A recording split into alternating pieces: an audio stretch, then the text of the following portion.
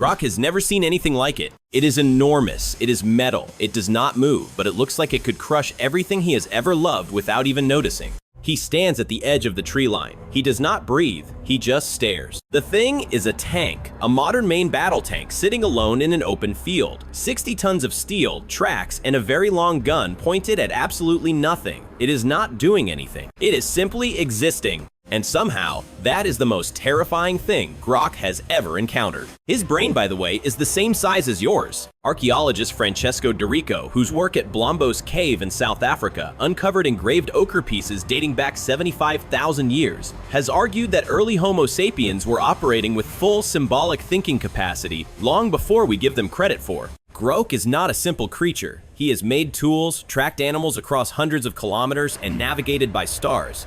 He has solved every problem his world has thrown at him. His world has never thrown a tank at him. He watches it for a long time. Nothing happens. The tank just sits there, being a tank. Grok takes one step forward, then another. He picks up a stick, because picking up a stick is what you do when you are not sure if something is alive. He pokes the side of it. The metal clangs. He jumps back 3 meters immediately. His heart is doing something alarming. He grips the stick harder. The tank does not respond. This is actually encouraging. He approaches again, slower this time, with the careful, deliberate movement of a man who has spent his entire life reading the body language of things that can kill him. Anthropologist Richard Wrangham, who has written extensively on how early humans developed cognitive flexibility through problem-solving under pressure, would probably find this moment deeply familiar. Grok is doing exactly what his species has always done. He is gathering information. He is being systematic. He is, in his own way, conducting an inspection. He runs his hands along the side of the tank. Cold, impossibly hard. Not wood, not bone, not stone. Something else entirely. He knocks on it with his knuckle. He tilts his head.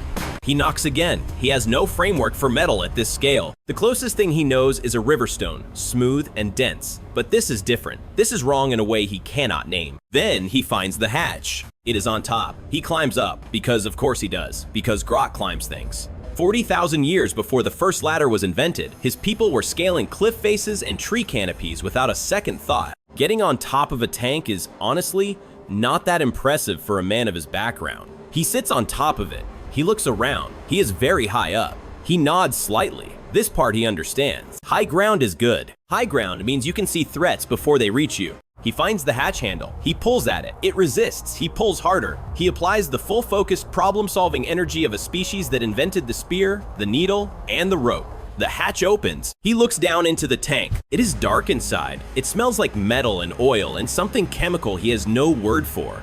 There are levers, pedals, screens, switches, gauges, buttons, and a seat. There is a periscope he cannot identify.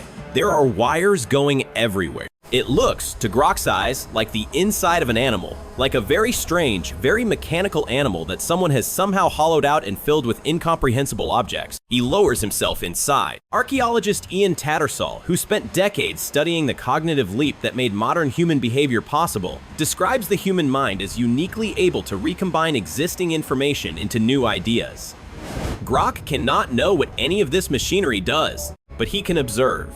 He can touch. He can test. He is doing what humans have always done when they encounter something entirely new. He is trying to understand it on his own terms first. He sits in the commander's seat. It is, he has to admit, surprisingly comfortable. He did not expect that. He runs his fingers over the control panel. He presses a button. A small light turns on. He freezes. He stares at the light. The light stares back. He presses the button again. The light turns off. He presses it again. On, again, off, on, off. He does this for 4 minutes. This is not stupidity. This is the scientific method. Press a thing, observe what happens, press it again to confirm. Grok has just independently discovered the concept of repeatable experimentation. He is having a wonderful time. Then he finds the joystick.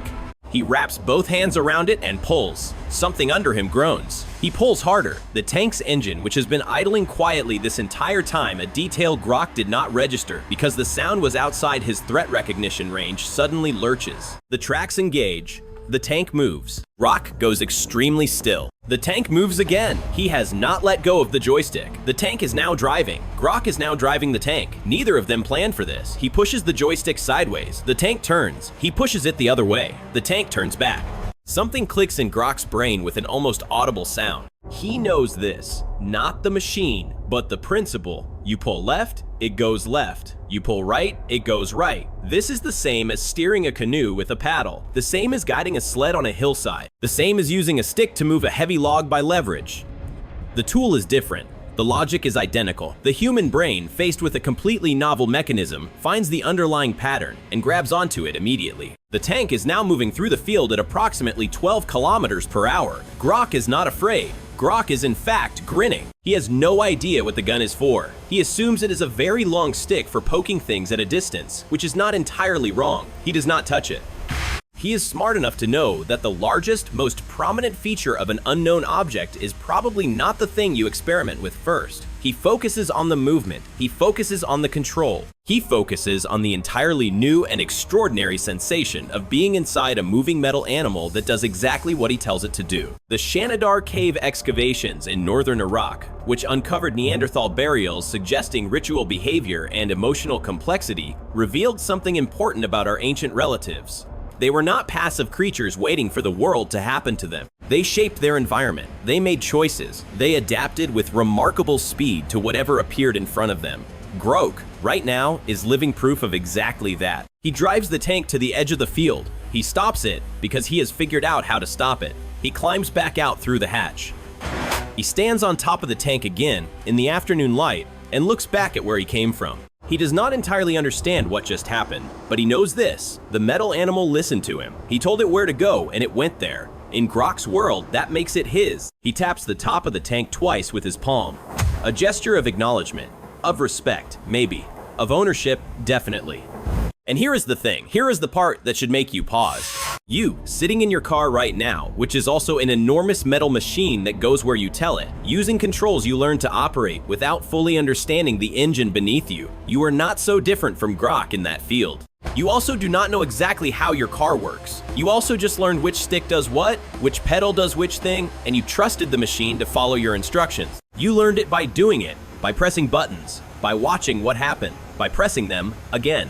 Grok figured out the basic operation of a 60-ton military vehicle in under 20 minutes. You took about the same amount of time to figure out how to work a new television remote. He climbs down from the tank. He picks up his original stick, which he never actually put down. He looks back at the tank one more time. Then he walks back toward the tree line, stick in hand, moving with the calm, unhurried confidence of a man who has just added something new to his list of things he understands. The tank sits in the field behind him, engine off now, exactly where he parked it.